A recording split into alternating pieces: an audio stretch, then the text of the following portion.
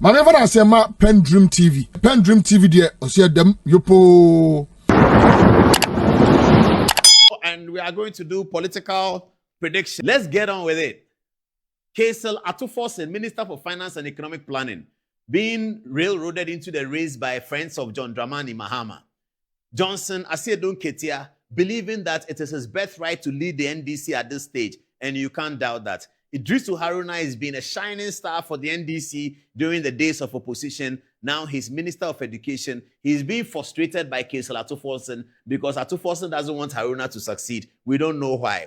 Professor Jenana Opoku-Agyeman, the Vice President, who was also Minister for Education before, and a debate host and a Vice Chancellor, the first woman Vice Chancellor of the Cape Coast University. Now, the survey done by Mussa Dankwah is quite interesting. What he's doing is that he's striking a comparison between this and that, that and that. Let's hear him. Put Mussa Dankwah's stuff there. Ras Mubarak, are you watching? I still have an outstanding conversation with you. We have to fight our fights privately, but we'll fight. Maybe tomorrow is Friday. Let's meet and fight more. Mubarak and I, we argue over politics. He's NDC and I'm here. So we fight. All right. Let's see what Mussa Dankwah is saying. And I'm mentioning Mubarak because of Julius Deborah. Okay, he says, Haruna Idrisu versus Forson. Haruna Idrisu versus Asiedun Ketia. And Asiedun Ketia versus Professor Jenana Opoku-Agyeman. NDC voters in all 16 regions were polled. He says, now the rest of the head-to-head, but we have reproduced Forson versus Asiedun Ketia again for comparison. Forson versus Haruna Idrisu is equal to Forson 59%, Haruna Idrisu 41%. Forson leads in 10 regions: Ashanti, Bono East, Central, Eastern, Greater Accra, Oti, Volta, Western and Western North. Haruna Idrisu leads in Ahafo, Northeast, Northern, Savannah, Upper East, and Upper West regions. Okay. Asiedun Ketia versus Haruna Idrisu. Asiedun Ketia 52%, Haruna Idrisu 48%. However, Asiedun leads in 10 regions, while Haruna leads in 6 regions.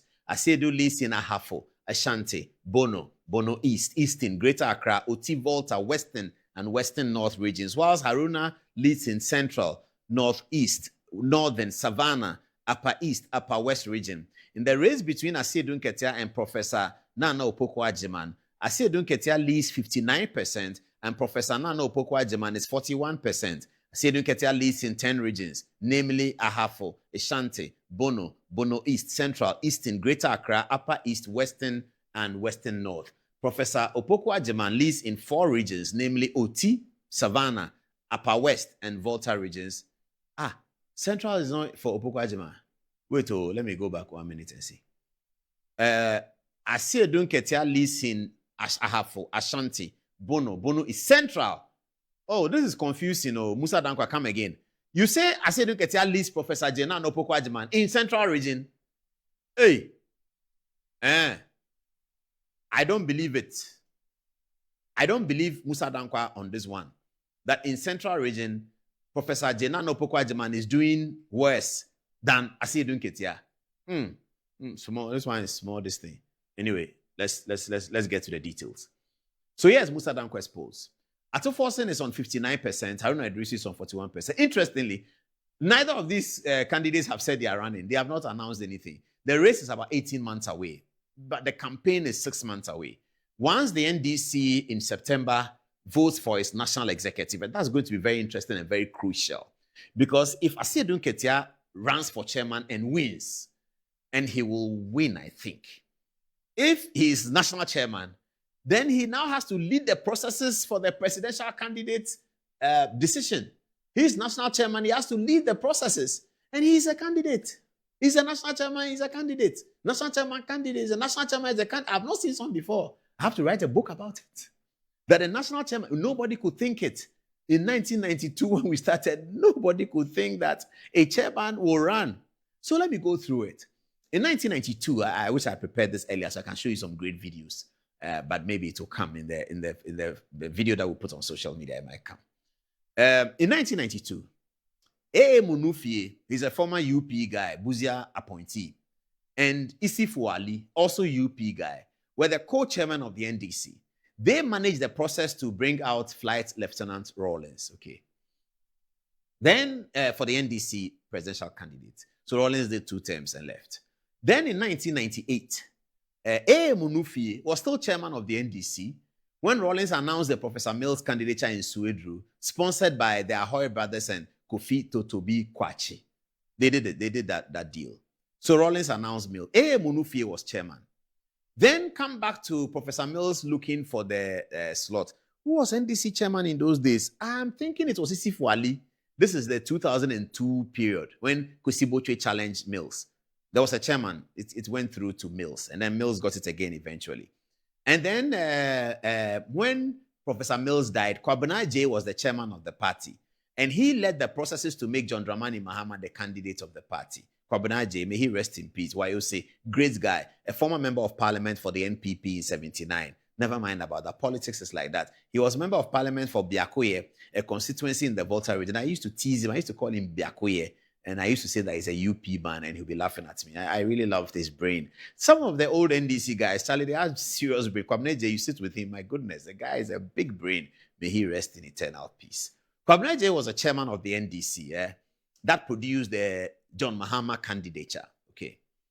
Let's look at the MPP. In 1992, the famous BJ Darocha was the chairman of the party that produced the Professor Dubois situation. In 1998, when J. Kufuor was re-elected, well, let's start with 96. So in 1996, Peter Ajete was the chairman of the party that produced the John Ajekum Kufuor candidature. Then in 1998, Odoi Sykes, he's still alive. He's still with us. Blessed be Odoi Sykes. I think he's over 90 years now. He lives in a Port residential area. One of these days when he's well, I'll go and see him. Atodwe, very sharp guy. He was also a member of parliament for Dododio for the MPP in 1979. The history of Ghana, it is Odoi Sykes and Nibi Ayibonte who have won the Dododio for the MPP. Otherwise, NDC have had it throughout. So Odoi Sykes is very important to us, isn't it? Odoi Sykes was the chairman of the party when the J.A. Kufuor 1998 was produced. And then Kufuor was produced again. And then there came Akufo-Addo in 2007. Peter McMahon was the chairman of the party when they produced the Akufo-Addo candidature. And then comes Mahamadou Bawumia in 2023. And who was the chairman of the party? Why have I forgotten the recent one? Stephen Ntim was the chairman of the party that produced the Mahamadou Bawumia. We have never seen a chairman who is a chairman and is taking a step into the presidential candidate race whilst he's chairman. Only General Mosquito. Maybe that's why Rawlings called him General Mosquito. I don't know. He is very unique.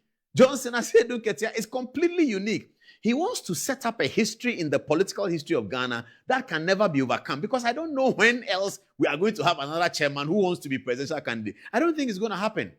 I don't know what is happening in the NDC and what their lawyers are thinking about, but this is what we are looking at. This is what is going to happen. This is where we are going.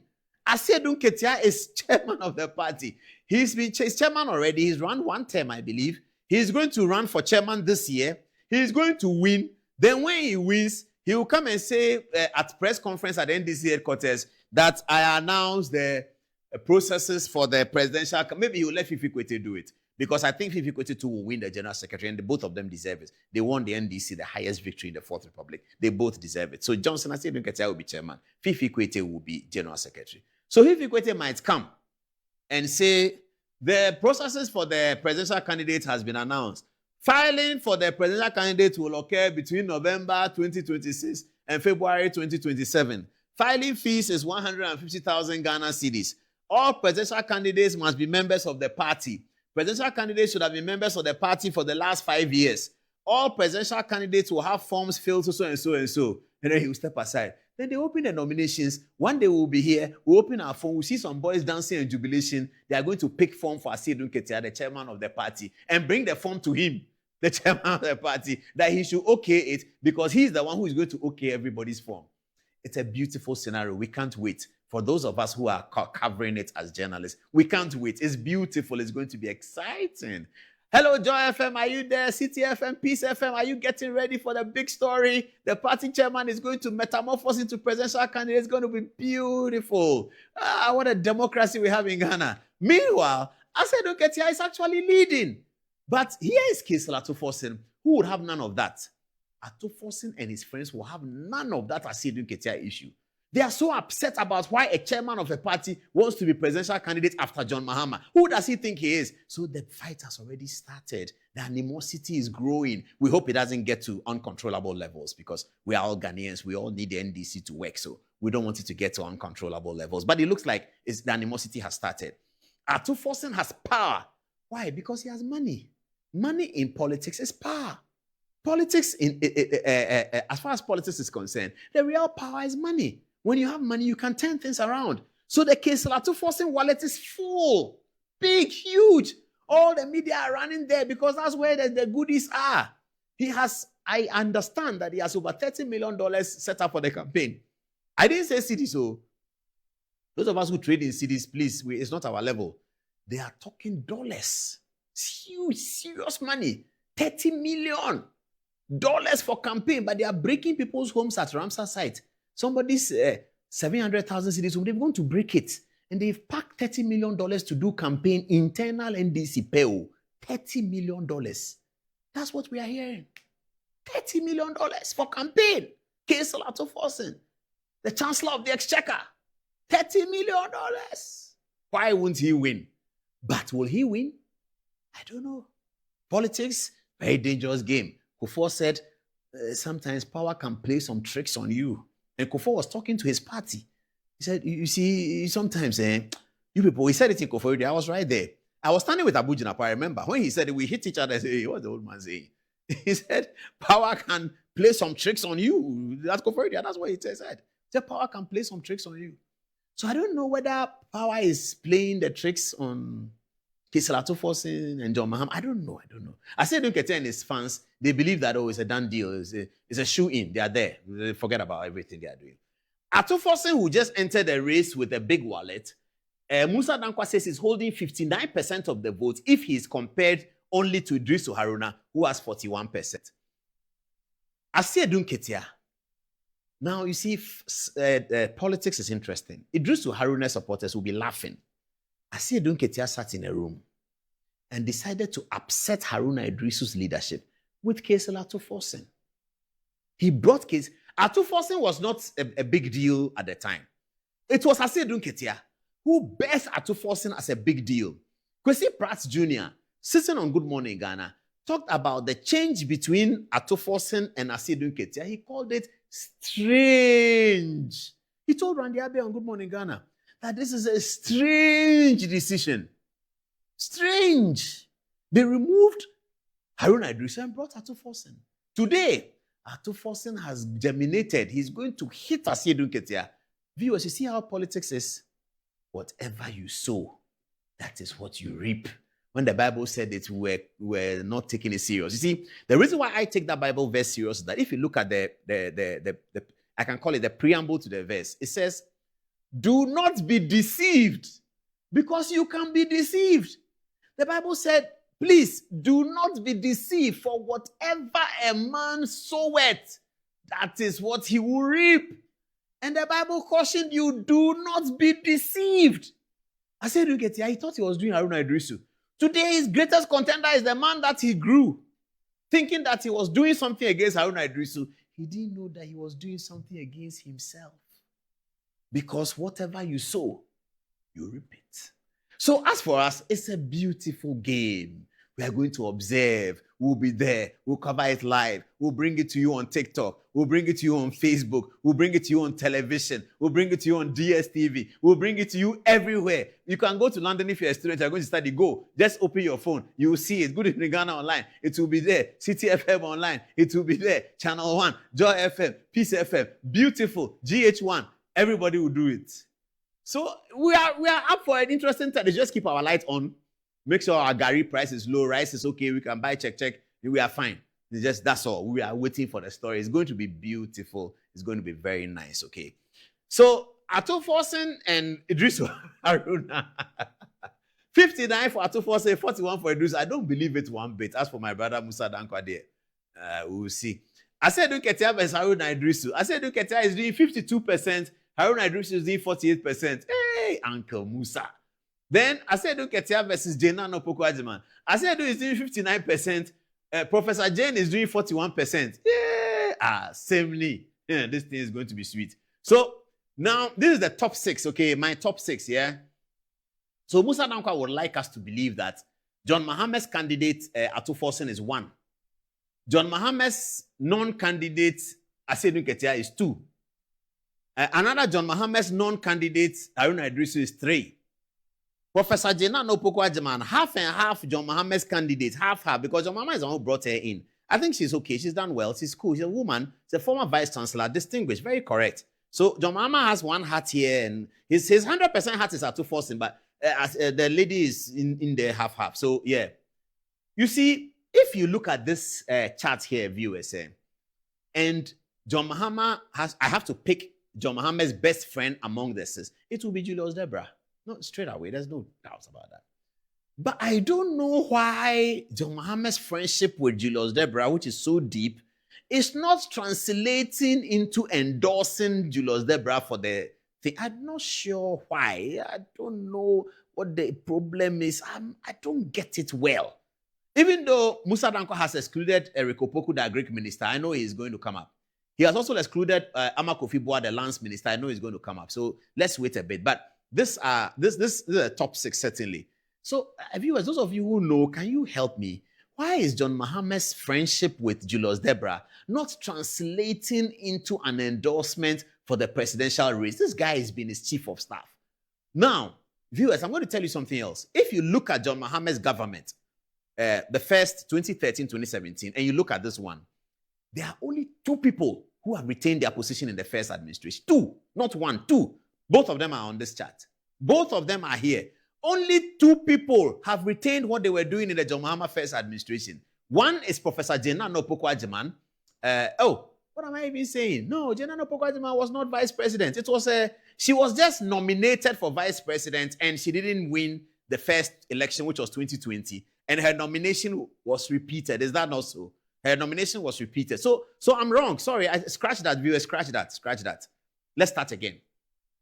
If you look at this chart, there's only 1 person that John Mahama has retained in his administration in the same position. 1 pair. Because Professor Jena Nopokwa-Agyemang is her first time as vice president. She was running mate and lost the election. And she was retained as running mate. That's not a government role. The vice president is a government role. Running mate is a political role. So we can't equate the 2. Ambassador Julius Deborah is the only one. He was chief of staff in the first administration. He is chief of staff again today. Please, if you are doubting me, check. I don't want to be like Malik Basintale. I've not checked all, but I think I'm right. So please, if you check and I'm wrong, tell me. So let's look at all the ministries. Nobody has been repeated. Attorney General is not there anymore. The Attorney General there was Deputy Attorney General. Trade Minister, no, he wasn't there. He wasn't there anymore. Tourism Minister was a deputy. She's now Tourism Minister. Finance was Setekwe. He's not there. Atu Forson was a deputy. He's now Minister. John Jinapo was deputy. He's now Minister. Kwabena Donko is gone away. Agrek was who?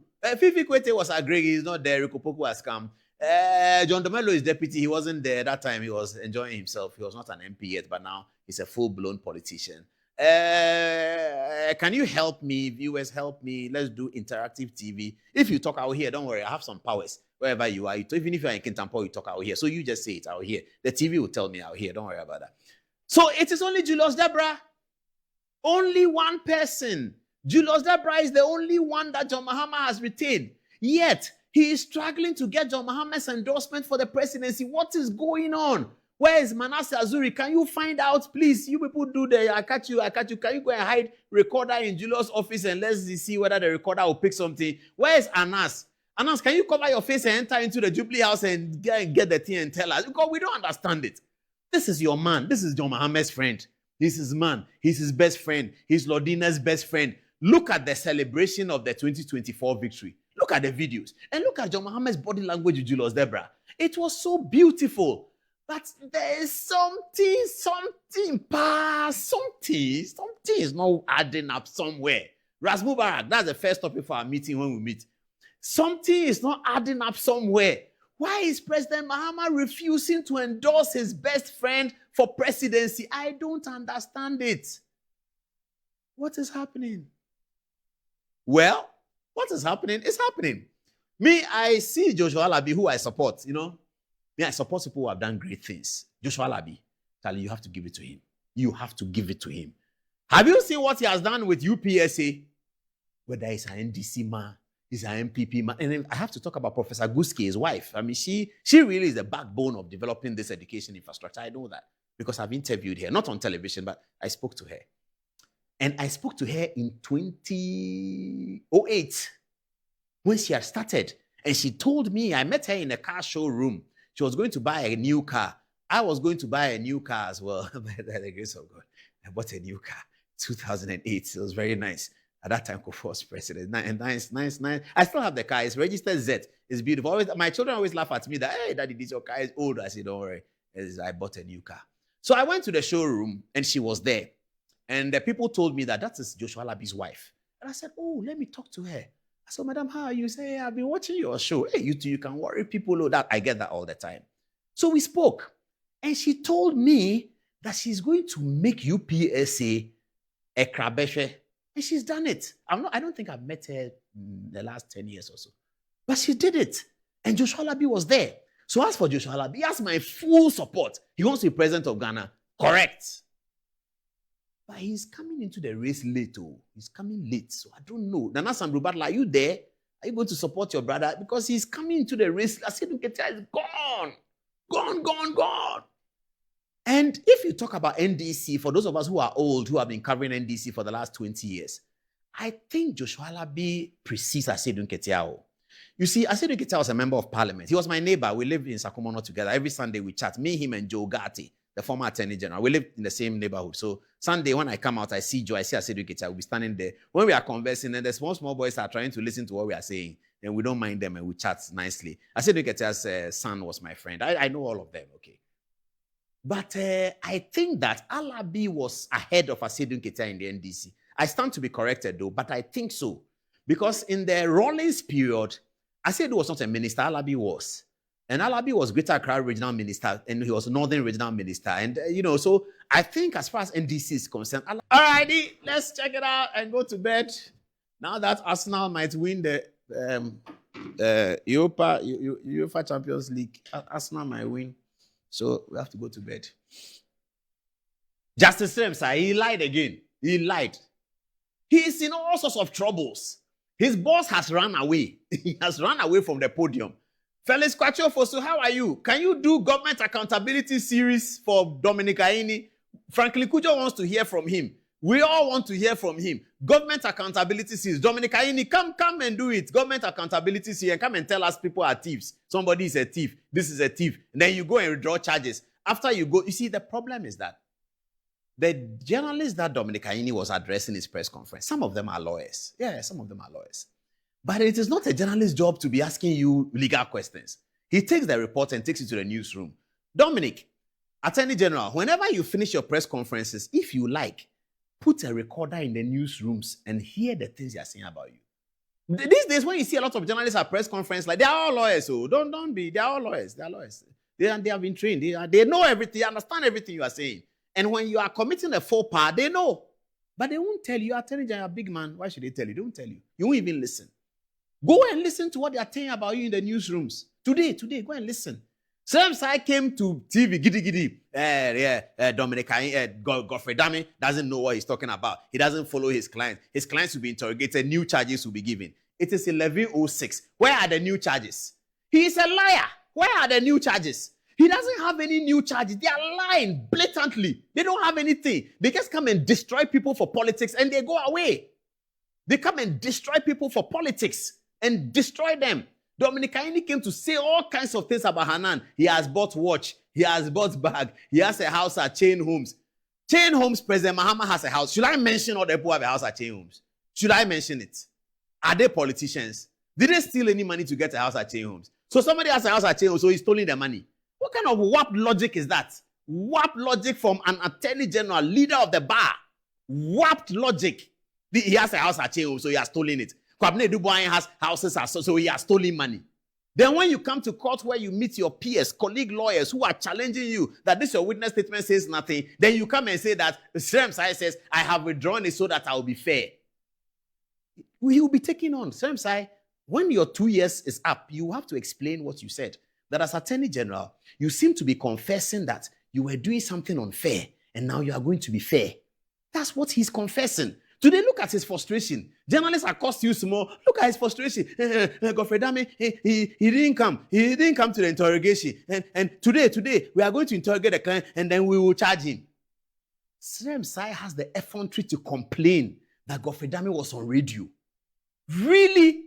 Defense counsel cannot be on radio, but the prosecutor can go on radio ahead of the prosecution to tell the world that somebody is a criminal. You, Ramsar, you are berating defense counsel that they cannot go on radio, but you go on radio to start a prosecution on radio, press conference. That's how you start your prosecution, press conference. A lawyer, you start your prosecution at press conference. When you come into the court of competent jurisdiction, you run away with your tail in between your legs and come and lie to us that you are preparing fresh charges. It is 11:08. Where is the fresh charges? Shameful people. Shameful. Shame. These people, 2 years will come. These people, 2 years will come. Shameful. Completely disgraceful. You come and tell people that somebody is a thief. You come. You are fighting OSP. The OSP doesn't do his case well. OSP doesn't. Have you seen OSP come to say somebody is a thief before he goes to catch him? Have you seen that before? Are you all not lawyers? Don't you all have a principle with which you operate? Are you all not members of the Ghana Bar Association? What kind of Attorney General's office? Ghana has had some of the best Attorney Generals forever. Forson, Obed, Marietta, Betty Mould, the most distinguished Akufo-Addo, Joe Gatti, beautiful at Gloria Kufu, Godfrey Dame. Look at what you people are doing. The lowest of the lowest. See what you people are doing. And don't go and listen to what the lawyers, your own NDC lawyers, go and listen to what they are saying about you. Go and ask Agbesi Jakwasu what he thinks about you. He's an NDC. Go and ask your NDC people how they are ashamed to even talk about Attorney General. They are ashamed to talk about NDC lawyers. Why are you doing this? Why? One of our brightest spots, the Attorney General Godfrey Bain, Kwao Swansea, Victor Owusu. I mean, Attorney General is one of our golden, the holy grail of our politics. Ghana's Attorney General. Oh my goodness. We've had them. Godfrey Bain was there in Akoto. You know that. Kwao Swansea. Then Zimmerman, distinguished guy. Victor Owusu, Charlie, that's beautiful, man. Ian Moore. I mean, Attorney Generals have been solid. Obed Asamoah, Martin Amidu, Betty Mould, Marietta, beautiful. Gloria Kufu, Ayikwe Otu. Oh my goodness, should I go on? Akufo-Addo. I mean. In fact, let's talk about something interesting that's just coming to my mind. In the history of the Fourth Republic, it is the Attorney General's Department that has produced a president. It's Attorney General's Department. Such distinguished men and women. We have produced a president from the Attorney General's Department. I refer to of course, the most distinguished Dankwah Akufo-Addo. I refer to him. He has been produced as Attorney General who has become president. All our Fourth Republican presidents were not minister of anything. J.A. Kufuor was minister long ago. That's Deputy Minister of Foreign Affairs. That was his last position, long ago. He became president in the Fourth Republic. J.J. Rawlings, he was flight lieutenant at Ghana Air Force. Captain. Very good pilot, solid guy. J.J. Rawlings, nice guy. He was president from Air Force. Professor Mills, he was president from University of Ghana and Ghana Revenue Authority. J.E.A. Mills, solid. John Mahama has been president from Minister of Communication. Yes. So only two ministries have produced presidents. John Mahama, Communication Minister, and Dankwah Akufo-Addo, Attorney General. And Attorney General, Communication Minister produced president before the Attorney General. So the Attorney General role is a distinguished role. What these people are doing, and we have said it from beginning to end. I hope you have something like this thing, producer. Please get it ready. We have said it from beginning to end, that this press conference thing is an anathema to any Attorney General's work. I have interviewed Lord Goldsmith, the UK's Attorney General, many years ago. I had a conversation with him. Attorney Generals don't do that. We said it. They didn't listen. They thought that we are MPP people and we are thieves, so we are afraid. 18 months has come. What are we afraid of? You are running away, withdrawing your charges. You are running away. You think Attorney General is fashion and carrying policemen to court? You deputy minister, you are carrying policemen, airborne force. These days, you know what he does? The policemen hide on the corridor. He should be lucky. Somebody told me that, Paul, this video, don't use it. I filmed them. They didn't, but me, when I'm in the court, you know. Because let me show you. Oh, okay, I won't say it. I'm the court. I'm always there. They think I'm there, pa. But it's a system. I know the people. So I'm there. You won't know that I'm there. Same side when the case was going on, he has soldiers walking in the corridor. I don't know what he's protecting himself with. They say here Samuel Okujeto has some problem over money. I don't know. I don't know whether that's why he's afraid. Yes, Samuel Okujeto, the foreign minister. They say they have some problem over money. I don't know whether it's true, but they say they have some problem over some money. I don't know. I know, but I won't say it. So I don't know why that's why he's protecting himself. Soldiers were on the corridor. Me, I know military language. So when I see a soldier, I speak military language with him. I don't ask him, who are you? I look at his dressing and I tell him who he is. And when a soldier's dressing can tell you who he is, it's very easy. If you understand the military use, it's very easy. I look at a soldier, hey, you are this, hey, you are this, you are this. When I speak that language, they open up to me because they see that me too, I'm soldier. So we talk. And they tell me, that is how when they brought the fugitive from Abroche and they put soldiers by him, I heard it, I said it, and they removed the soldiers. I know military language. Don't. Even last night, I was in Burma camp. Last night, 10 p.m., I was in Burma camp. I was chatting with them. I grew up with them. They are now brigadier generals. I know them very well.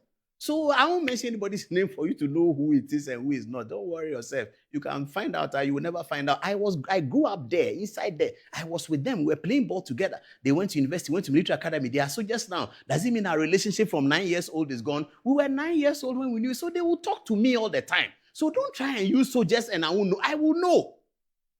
What are you talking about? You Ramsar, when did you come?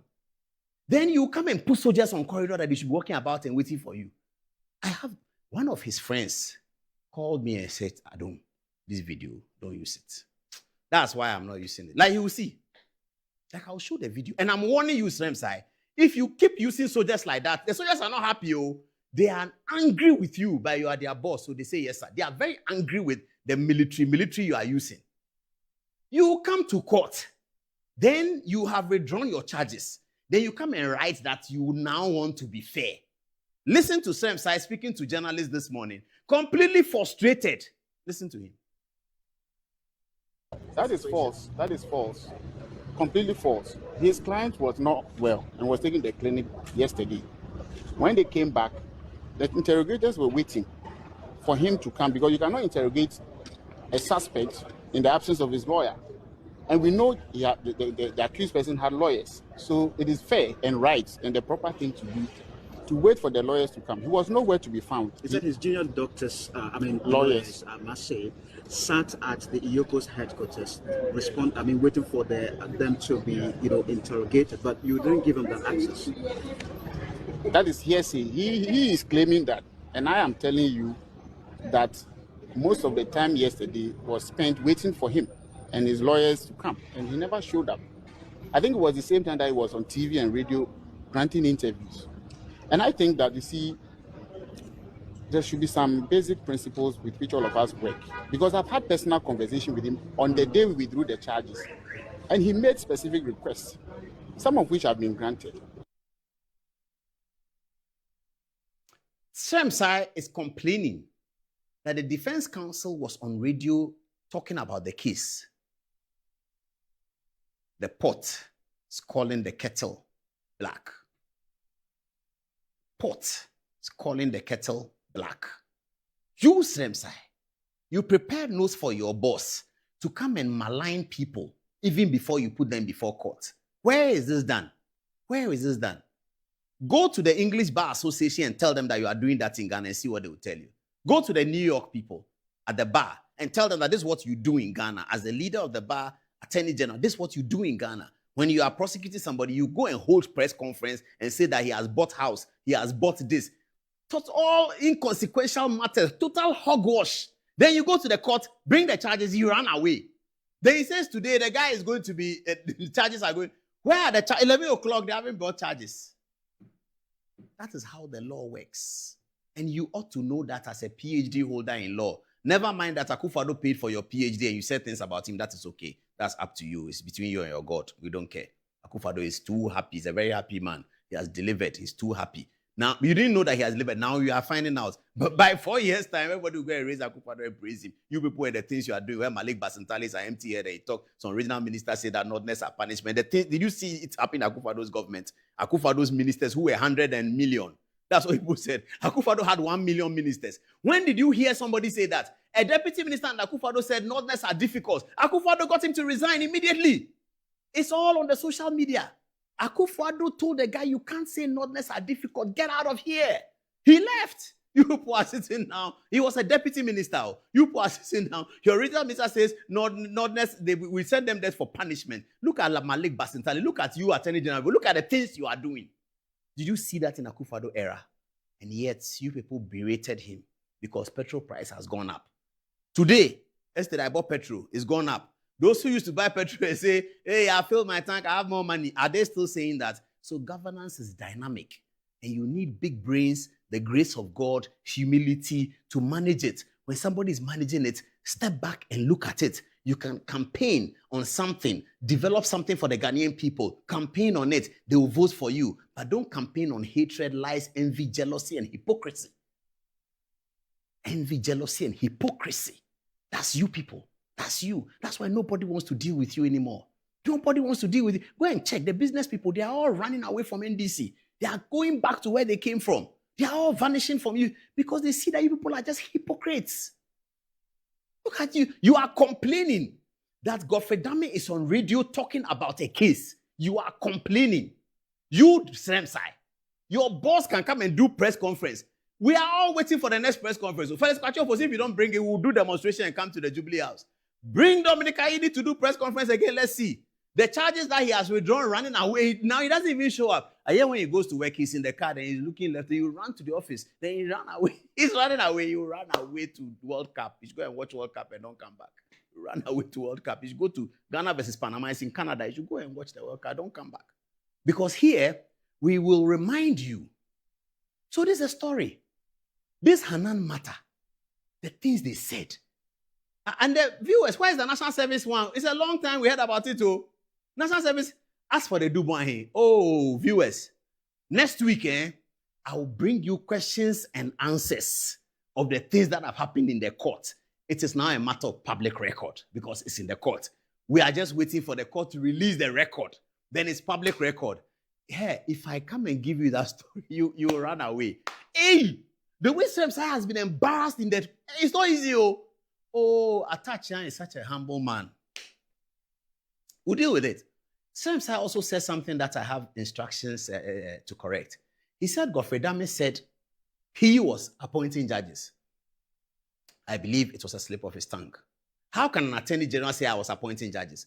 Godfrey Dame said that during his time, the senior-most judges were used for important cases.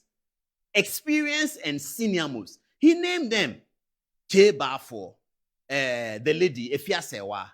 They were seasoned judges. Court of Appeal judges sitting as additional high court judges, but they were also very seasoned. That's what Godfrey Dame said. Then Mr. Asrai says that Godfrey Dame said that he was appointing attorney generals, or is that what you people are doing? Maybe, I don't know. I hope not. It shouldn't be that attorney general is the one appointing. I hope it is not the case. But the way he said it, what shall we do with it? He said Godfrey Dame said he was appointed. Godfrey Dame didn't say that. The video is there. He said that they should have more seasoned judges handling these important criminal cases. And that during his time, it was, in fact, he gave an example that Mr. Justice Eni Yeboah on one Friday during a treason trial where Dame and his people had changed the charges and rearrested the people, Justice Eni Yeboah, Lord Chief Justice, called him and said, look, I don't want people's rights to be trampled upon. The people you have rearrested for the treason trial, today is Friday. I'm not going to allow you to keep them till Monday. I will hold court on Saturday so that the court will grant them bail. Attorney General, do you hear me? Dame said, Mr. Chief Justice, it's your call. No problem. I agree with you. So Saturday, they went to court and bail was granted. That's how justice is delivered. Beautifully, without hypocrisy, punishment. But, on a more serious note, viewers, those of you who have not been to Tamale in recent time, Charlie, you should go and check it out. Tamale is happening. In fact, it's one of the fastest developing cities in Ghana over the last maybe 15 years. There are Trasaco, those who live in Accra who know about Trasaco Villa is at East Legon. There's some in Tamale. It's not called Trasaco Villa, but the quality of the buildings is in Tamale. All the politicians and the businessmen who work in Accra, the contractors, they've built Tamale. I mean, Akufo-Addo did the interchange. Akufo-Addo and Bawumia did the interchange for Tamale. But beyond that, go to Tamale and go and see. You can do anything you do in Accra in Tamale. In fact, it is reported that the runway at the Tamale airport is actually much bigger than the Accra one. And if Tamale airport is developed, it can become a cargo hub for Africa. Tamale is huge. And then I don't know whether she has not been there. I don't know what she's talking about. You transfer Tamale's punishment. The 6th Battalion of Infantry of the Ghana Armed Forces, the Airborne Force of the Ghana Armed Forces, the Air Force Squadron of the Ghana Armed Forces have been in Tamale since 1960. She says punishment. That's what she said, punishment. The Airborne Force, one of the most elite airborne, elite military units, the Airborne Force, they are based in Tamale because Tamale gives them the geographic infrastructure for their work. They fly parachutes. Air Force is in Tamale. When J.J. Rawlings was serving in the Air Force, people believe that he served in Tamale as well. The squadron in Tamale is a big Air Force over there. 6th Battalion of Infantry has produced some of our best commanders. It's in Tamale. I believe there's police. I don't know much about the police division, so I can't say. But definitely there's police there. But the elite armed forces, airborne force, those who wear the green beret, they are in Tamale. She says that you transfer the entire punishment. Your president is a northerner. John Mahama has a beautiful house in Tamale. All of the Haruna Idrisu is member of parliament for Tamale South. All of them, some of our best politicians have come from Tamale. The old politicians, Tolon Na and all of these people, they have all been Tamale people. Muhammad Mumuni was a great Tamale lawyer. In fact, the Tamale Bar Association is that strong. They've been for that long. She doesn't know. She says you transfer him to the northern region for punishment. Punishment. Hey, I leave it here. There's something else that is disturbing before we get to the NDC story and before we get to Ramsar and Dominic Ayeni. The demolition bee is going on. I don't know whether you've seen it. They said there's something called Ramsar site at where I used to live in Sakumono. I used to live there. Those of you know me, you remember the Sakumono Park. We used to play football there those days. This is around 2003, 2004. We're playing football. You know, when you're coming from the beach side, Committee 3, and then you turn right, there's a park be there. It's glorious park. It slopes a bit. So if you are in the first half, you are the number 7. The second half, you go to the other side, you have problem because it's slope. But we used to enjoy it. And people used to tell us that we are not professional footballers. The fact that we are playing on a field that slopes is beautiful. We loved it, you know. So I know where the Ramsar site is. I used to play football there. I've seen that they've gone there demolishing everything. When Irene Atoshi was MP, this didn't happen. I mean, that I think is here. Look at the videos. I don't know whether it's sanctioned by, I don't know who is sanctioning it. But surely, I mean, if a house has gotten to this stage, you go and bring tractor. Yeah, look at it. My goodness, viewers. Those of you who have houses, how would you have felt? Look at what they are doing. The Greater Accra Regional Minister, this house is about to go down. Can you see it? They are breaking the wall and they are going to break. I mean, a country that will have a housing deficit. Somebody has built a house so that he removes himself from the housing deficit. They say they are clearing Ramsar site. Oh my goodness. Yeah, my stomach. Can you feel it in your stomach, viewers? Why do we do this to a Ghanaian? Ghanaian to Ghanaian. Look at what they are doing. Look at what they are doing. But that's a Joy FM presenter. She's completely shocked. She's trying to explain why they are doing the Ramsar site demolition. But the bulldozer, is it a bulldozer? So I don't know the details of these equipment. Some are bulldozers, some are trailers, some I don't know this one. But it has some very piercing fingers. Can you see that? And when it hits into the rock, oh my goodness. Yay. Can't the media interview them again and ask them that what is the purpose of them? What's going to happen to the people whose homes are being so brutally demolished? I don't know whether there's a court order backing it. I don't know whether there's compensation going to be available. I'm not sure what's going to happen. But these are not very rich people. These are people who have struggled, done well for their families, and they are trying to have a place to stay. and maybe they are going to rent the ground floor. They are going to use some for shop so that they can generate an economic activity. And the government that they have elected into power brings Linda Okulu, regional minister there, to come and do this. That they are demolition. I mean, there's another video I want you to see. Maybe it will come. There's a shop, one that looks like the guy has used his garage for a shop. So he wants to open a shop and oh, the guy's car is there. Huh? Is he in the house? But is that how wicked they are? The guy's car is there. Oh, please, can you see is there Mitsubishi something? The car is there. The car is black cab is there. You can see it in the video, viewers. Oh, but this is so unfair. And, oh, goodness me. Hey. Oh, NDC. Please, this one we beg. Oh, I don't know whether the owner of the house is NDC or is MPP. I don't care. He's Ghanaian. Even if he's not Ghanaian, he's Sierra Leonean. He has invested in our country. Look at what they are doing. But the guy, why is his car there? Is he defiant? Is he, hey, Charlie, this is serious. I mean, if you've saved in Ghana, when people build a house, it means that it's their life savings. Almost always. It's their life savings. And then you demolish it like this. After you have been elected into power, people stood on the sun to vote for you. Hey! We all went out 5 o'clock in the morning, queuing, calling people, Charlie, come and vote for Dr. Baumia. They say, I won't vote for Baumia. You people, your petrol price is this. Last week, they increased petrol. I'll vote for John Mahama. I won't vote for in the morning of I got a lot of that. I called people, I said, Charlie, are you going to vote? They say, so what? I said, Charlie, vote for it. So get out to vote for Baumia. You people, look at the petrol price, you should vote for it. I'll say, oh, remember free? I say, oh, take your free SHS. That's what they were telling us. I struggled power on voting morning, I was calling all my friends from Presec. Oh, Charlie, where are you? He said, I'm in Kumasi. I said, are you going to say, oh, I won't vote, you people, you what? Oh, it was very difficult. I called my friends, upon Kruma and Co. They are all getting the same sentiments. People say they won't vote for Baumia, they vote for John. Look at what is happening. People come and queue and vote for you. Then you break their house. You kill their savings. You kill their soul. Then you say they should transfer them to the north for punishment.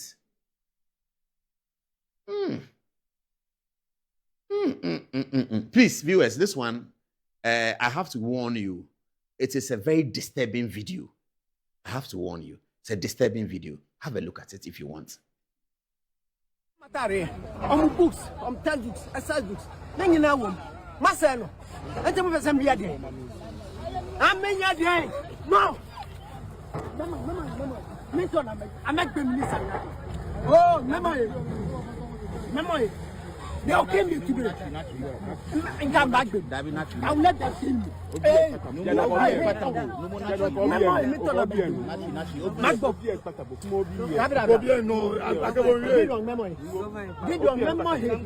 I'm back.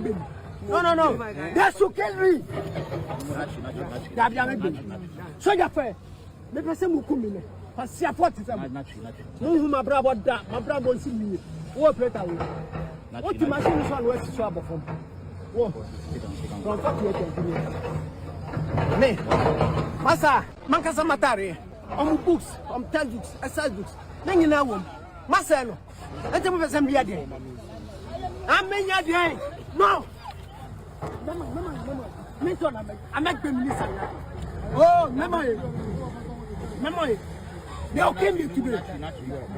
And come back. I'll let them kill me. Hey,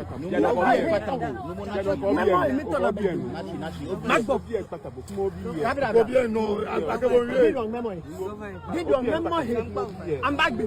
No. That's who kill me. So you fair. Maybe some kumine. Pass your 47. No, my brother, see me. What better? What you machine is one west trouble from? What? From 48 Me. Massa, Mancasa Matari. Books, textbooks, exercise books.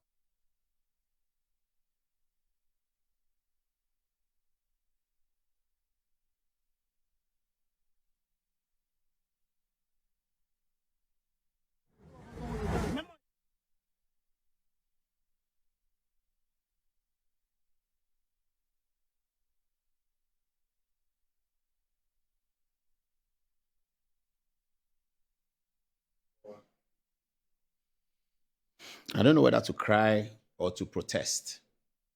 But this is not good. We have an old man, Ghanaian, advanced in age. He said, I'm a bad baby. That means today they'll kill me. I'm not sure whether he's the owner of the house or his son or daughter in America or in UK or in Germany sent him money, poco a poco, $200, 200 euro, $100, $100 over some 5 years. And they call him, then he brings, and they buy cement, then they do it, and he's right before his eyes. They are collapsing it. They are collapsing it. And he wants to die with the building. He really wants to die. Why should we have people's blood on our hands? If this man dies, his blood is on the hands of the people who ordered this insensitive demolition. Why are we doing that? Why? You people don't vote for this. Democracy is about Kebi Mamin Kebi Abain. Let us all have an opinion. Why? We watch the people building the thing. You say they shouldn't build it. They build there at roof level. This building was not started today. It's probably started in February 2025. You were sitting there watching them. You take soldiers to go and clear road for Accra Kumasi Expressway.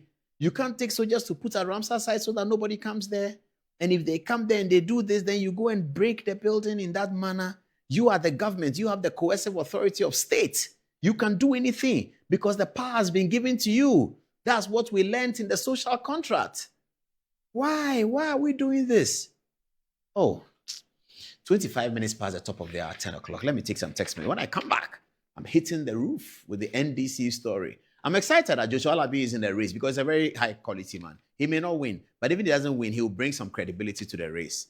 Joshua Alabi is our topic for the new entrance to the NDC race, whilst we look at Mussa Dankwah's latest predictions, which completely excludes the chief of staff, Julius Deborah. It completely excludes him. There's been some friction between Julius Deborah's camp and Mussa Dankwah. They have alleged that Mussa Dankwah has been asking for money from Julius Deborah, and Julius Deborah has refused to give him the money, and therefore he's doing that. I don't know whether that's true or not. I hope it's not true, but that's what they've been alleging.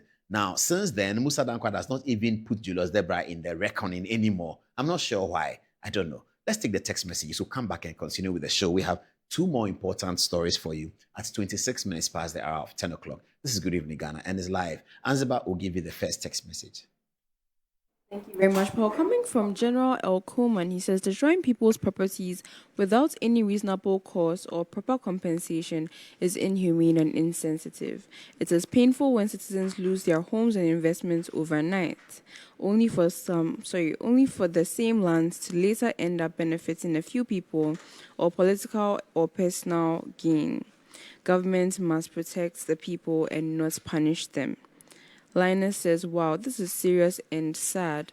Demolition of people's houses is very sad. Watching it turns my stomach and makes me angry. Ernest Clinton said, that's true. Tamale is really developing very fast. And lastly, from Alfred Ababio, he says, Malik Basantali should be arrested for misinformation. Over to you, Akia. Thank you so much, and these comments are from our people concerning what we talked about with Malik Basantali. Daniel Appiah says Basantali should be arrested for giving false information to the public. Kingsley Nana Mwako says, thank you, Paul. Frankly, your program is an eye-opener for this country. Malik only knows how to command motorbike riders. Such a waste in the system. You will regret it one day. Mohammed Yusifa says, Paul, in fact, Malik Basantali is not ignorant. He made the post because he knows very well that all his NDC followers are empty-headed. So whatever he says, his gullible, low IQ NDC supporters will believe and start sharing. Arafat Salisu says, good evening, Apostle Paul. The NDC were desperate for power but are not ready for governance. My fear is that Malik is destroying future opportunities for us, the youth. Gusty Man says, sometimes I feel sad listening to some of the NDC guys. Choosing leaders who cannot think deeply is handing a compass to someone who cannot read directions. A government without critical thinkers become a factory of avoidable mistakes.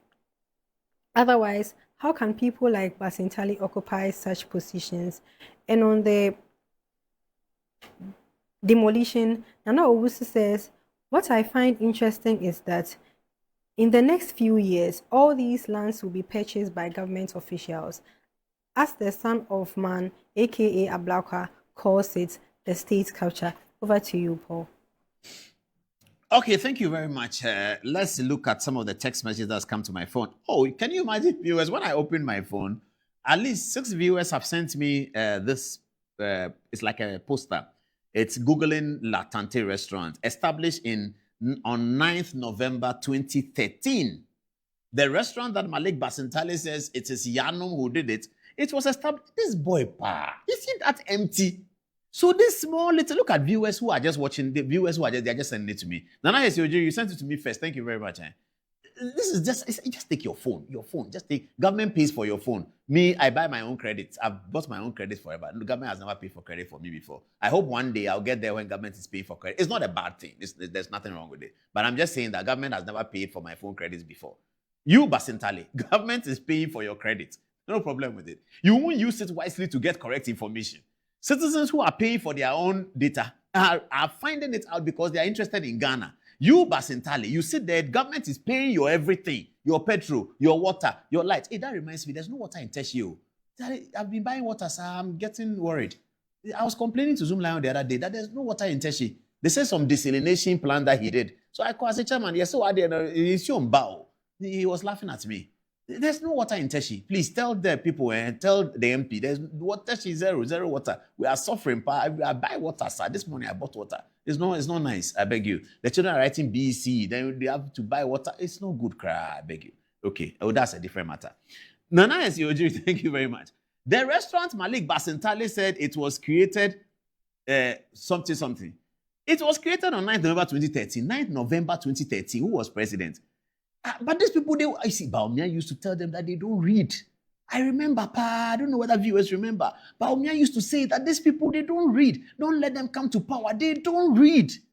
This small thing, 1 page, 3 seconds, you can get it. He won't get it. He's in a hurry to come on his Facebook page and type something positive. Because at the YA where he is, there's nothing positive to report. Absolutely nothing positive to report. So he's clutching for something positive about the government, praising H.E. Mahama to the high heavens because he can see that they may sack him. He knows that they may sack him. So he's praising John Mahama for something John Mahama has not done. I mean, viewers, can you imagine? The government appointee is praising his boss for something the boss will say, I'm innocent, I don't know, I've not done it to Malik, I've not brought any Ghana Airways. What are you saying? John Mahama will be laughing at him that, oh, Malik, take your time. You are too enthusiastic. Go and read. Go and learn small. Listen to what Paul Adomochi is saying. Learn small. Learn. Humble yourself and learn. You have potential. You can get somewhere. But now you have to learn. So please tell Malik Basintali that the restaurant was created in 2013. He should wake up. It was closed in 2023. It was the owners of the restaurant were Ghana Airport Company Limited, Vindira Company Limited. The two of them owned it. Food type, Ghanaian cuisine. Dress code, casual. Location, opposite Marina. Oh, this is great. Charlie, my viewers, I salute you. I give you salute. You are too good. Brian, how are you? Brian, when he sends the thing, I'm afraid to read because I know it's a bullet. He says that Apostle Paul, they see the northern parts of the country as a form of punishment, and those who live there as undeserving of anything better, which is why they do not prioritize development there when they are in power. To them, it should remain a constant location of decadence and abject poverty, where people with untoward behaviors will be sent as punishment. Even the little that is allocated is often looted by the same people. Remember Sada, remember Azontaba, remember Akonfem. Scandals, and these scandals remain fresh in our minds. Oh, wow. Let's continue with our show. I'm not PENDREAM TV. Now, so far so good. Say open online portal e Ghana. Nipa share, nipa follow, nipa comment here. To my best of knowledge, without any biases, PENDREAM TV.